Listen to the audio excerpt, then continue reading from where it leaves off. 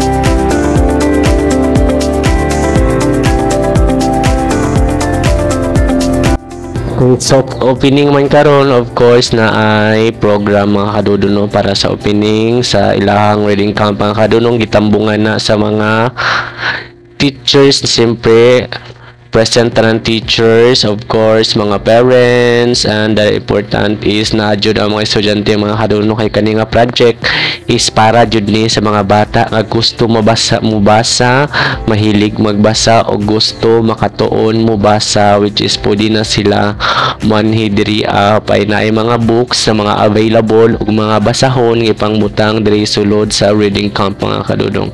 This time mga kadudong is camp viewing na siya mga kadudong, no?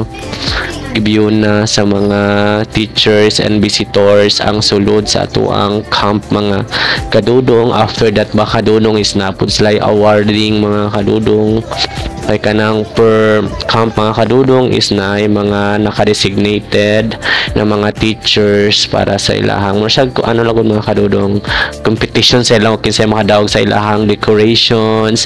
So nakadawag ano mga is camp 1 mga kadudong, from grade 1 to grade 3 mga preschool to grade 10 na sila ang nag-design na sulod sa camp 1 is dako jud ilahang space, no? So dakan po kay sa sulod og mga balasahon para sa mga lower grades mga kadudong. Salamat pud mi sa moang PTA President si Margie kay nag-initiate pud siya nga magtagbo mi dira, magtabang mi para sa decoration, no? Para mas madali ang ilang trabaho kay kani siya murag dinalian na kaayo, no? Kay murag ipit na kaayo sa oras, no?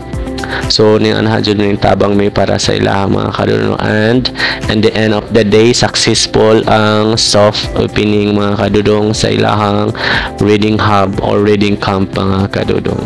And that's all for ganap for today's video. Thank you for watching and see you for my next video. Bye bye.